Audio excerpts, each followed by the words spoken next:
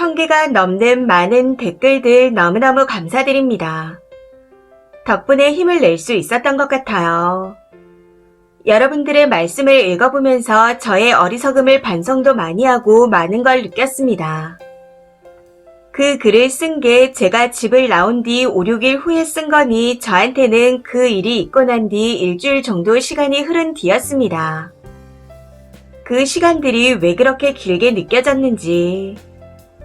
우선 결론부터 말씀드리자면 이혼하기로 굳게 마음먹었습니다. 많은 분들의 댓글을 읽어보니 제가 그 집 사람들에게 가스라이팅을 당하고 있었다는 걸 알게 되었거든요.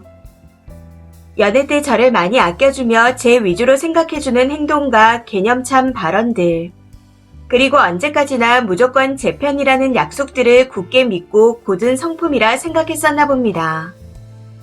지금 생각해보면 연애할 때라 무슨 말을 못할까 싶네요. 사실 남편은 결혼 5개월 정도까진 그나마 미안해 할 줄도 알고 고마워 할 줄도 알았습니다. 제가 퇴근 후 식사 준비를 할 때 부엌에 서서 어슬렁거리는 척이라도 했었고요. 그런데 어느 정도 익숙해지자 제가 그 모든 일을 감당하는 걸 당연하게 여기며 식무 취급을 하기 시작했던 것 같습니다. 저 또한 매일 보고 같이 사는 사람들이 그런 걸 너무나도 자연스럽고 당연하게 여기는 걸 겪어가다 보니 그래, 내가 그냥 하면 되는 거다. 원래 내 일이다. 하고 세뇌가 됐던 것 같습니다. 정말 무서운 게 저런 상황 속에 놓여지니 제 자신이 점점 이상해지면서 자연스럽게 그 속에 묻히게 되더라고요. 1년 동안 그런 일상에 세뇌당한 채 바보처럼 살아왔던 것 같습니다. 그래서 그 글을 쓴 뒤에 계속 달리는 댓글들을 실시간으로 읽으면서 내가 이렇게 남편을 피하기만 해서 될 일이 아니구나. 1년간 흐지부지 살아왔으니 이번에는 단판을 지어야겠다 하는 생각이 들었습니다. 그래서 그제 아침 바로 남편에게 톡을 보냈습니다. 글의 링크를 복사해서 보내고 읽어봐라. 당신네 가족들이 지금까지 나에게 해왔던 부당한 것들에 대해 다른 사람들은 어떻게 생각하는지 보고 반성해라. 하고 보냈더니 2시간 정도 지나고 전화가 오더군요. 글을 다 읽어봤다. 내가 정말 죽일 놈이다. 너가 원하는 게 분가면 당장 해주겠다. 네 수고에 대해서 너무 당연하게 생각했던 걸 용서해라. 만나주기만 한다면 무릎이라도 꿇고 빌겠다. 일단 만나서 얘기하자. 하고 사정사정하며 울면서 빌더군요. 그래서 만나기로 했습니다. 남편도 제가 그렇게 나간 후에 일이 손에 안 잡혀 월차를 몰아쓰고 집에 있는 상태라 바로 친정집 앞으로 데리러 온다 하기에 그러라 했습니다. 그러고는 1시간 정도 있다가 도착했다는 연락이 와서 차에서 이야기를 하게 되었네요. 나는 분가를 원한다. 생각 같아서는 형님처럼 시부모님과 연을 끊고 싶지만 그동안 있었던 일들을 사과하신다면 그나마 기본적인 건 해드리겠다. 하고 제가 먼저 얘기했습니다. 사실 정글에는 안 썼지만 형님은 분가 후 시부모님과 연을 끊은 상태이고 아주버님만 왕래를 하고 계시거든요. 아무튼 이후 분가를 하고 나서 당신이 약속할 게 있다. 그 서열이니 뭐니 하는 썩어빠진 생각을 고쳐라.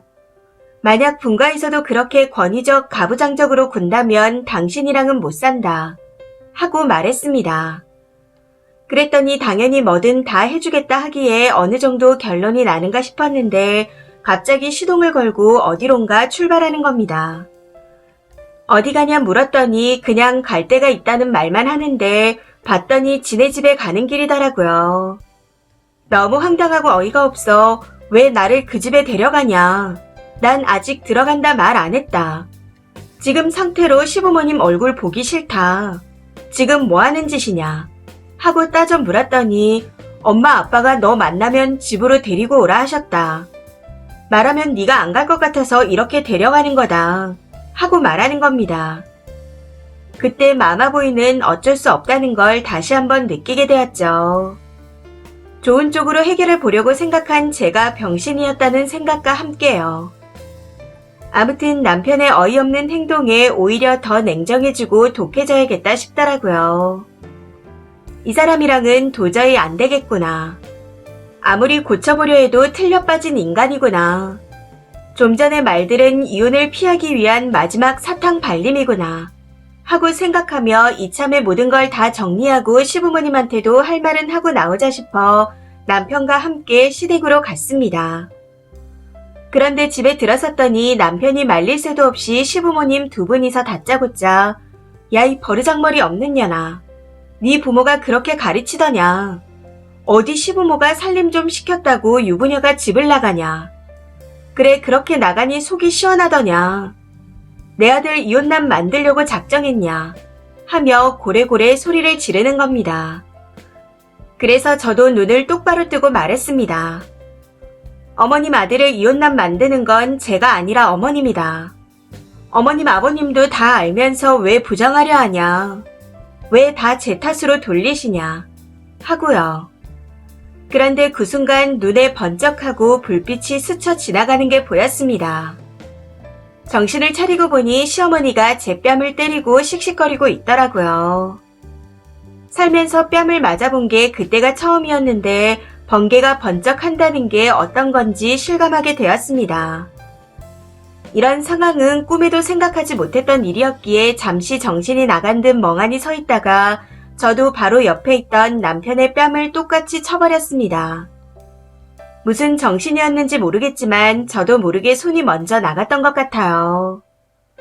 남편은 순식간에 일어난 모든 일에 놀란 듯 영혼이 빠져나간 사람처럼 서 있고 시아버지는 뒷목 잡고 쓰러지는 신용을 하시더군요. 그런 상황에서도 시어머니는 전현이 내 아들 친다.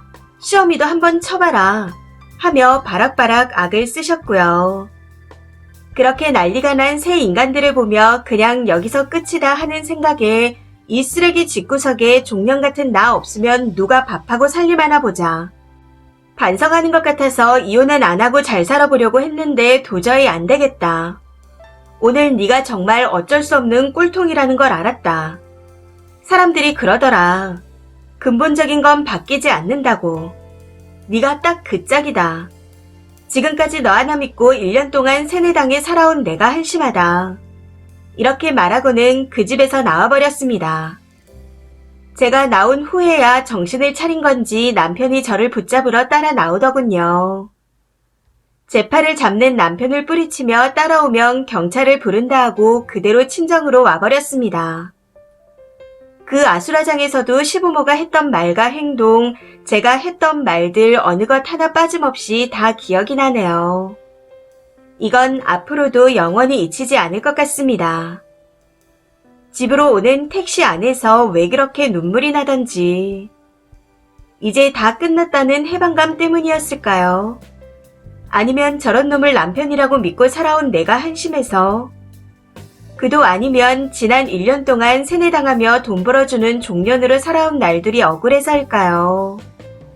왜 그렇게 펑펑 울었던 건지 지금도 잘 모르겠습니다. 아무튼 그렇게 집에 와서 이틀 정도 멍하니 누워있다 걱정하고 같이 화내주신 분들께 어떻게 됐는지 알려드리는 게 예의인 것 같아 글을 씁니다.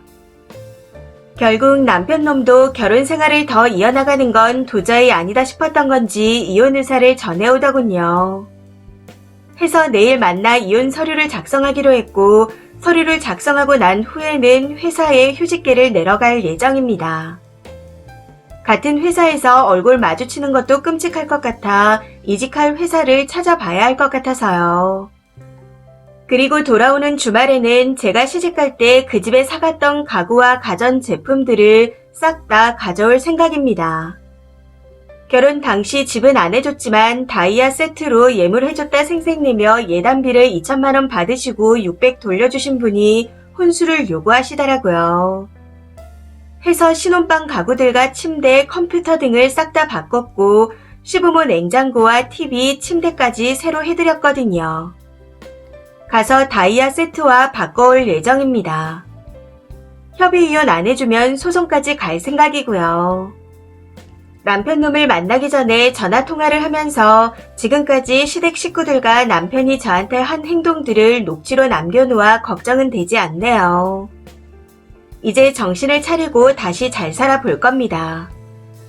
원래 물러 터지고 남한테 싫은 말도 잘 못했던 성격이었는데 이번 일로 완전히 바뀌게 된 것 같습니다. 앞으로는 할 말 다 하고 제 자신을 중심으로 살아가야겠습니다. 마지막으로 얼굴도 모르는 저에게 조언 주신 분들 너무너무 감사드립니다. 댓글입니다. 첫 번째. 이건 남편이 중간에서 행동을 잘못한 거죠. 생각보다 저런 시부모들이 요즘에도 많습니다. 그래도 중간에서 남편이 막아주며 따뜻한 말 한마디라도 했다면 이 지경까지 안 왔을 텐데. 그거 무시 못하거든요. 한 가지 말씀드리자면 마마보이기 있는 집구석 남자와는 결혼하는 거 아닙니다. 여자 말을 잘 듣는 계열이라 본가에서 살면 괜찮은데 어머니 말만 듣고 평생을 부모한테 반항 한번 못해보고 살아온 사람이라면 답이 없어요. 그런데 님 전남편 놈이 딱 그런 스타일인 것 같네요. 두 번째. 연애는 아무하고나 해도 상관없지만 결혼은 정말 잘 따져봐야 합니다.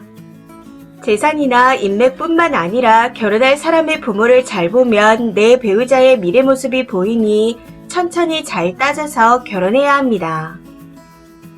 세 번째. 요즘이 어떤 세상인데 아직도 저런 시부모가 있나요? 결혼해서 학가하고 맞벌이 하는데 고맙다고 해야 할 판에 이게 무슨 짓인지. 먼저 분가하면서 형님이라는 분이 다시 한번 생각해보라고 했던 것과 분가 후 연을 끊고 산다는 걸로 봐서는 그 시부모 문제가 한둘이 아닌 듯 싶습니다. 이혼 결정 정말 잘하셨어요. 앞으로 저 집은 어떤 여자가 들어가도 저런 식일 것 같은데 전남편 놈 평생 혼자 살아야겠네요. 네 번째. 진짜 남편이 어떻게라도 최소한의 가사일을 도왔다면 아니 하다못해 따뜻하게 보듬어라도 줬다면 좋았을 것을. 서열이 어쩌고 저쩌고 한 시점에서 이미 끝난 겁니다. 혼수 용품 다 수거해오시고 예단비도 꼭 다 돌려받으세요. 화이팅입니다. 다섯 번째. 부인이 힘들다고 고민을 털어놓는데 거기다가 서열 들먹인 건 진짜 답이 없는 것 같습니다. 같이 청소하고 밥하고 빨래하면 주위에서 금술 좋다고 하지 욕하진 않을 건데. 하긴 그런 생각을 할 수 있는 사람이었다면 애초에 이런 일이 일어나지도 않았겠죠. 증거 모아놓으셨다고 하니 다행입니다. 마지막까지 힘내세요. 이 사연은 여기까지입니다. 시청해주셔서 감사합니다.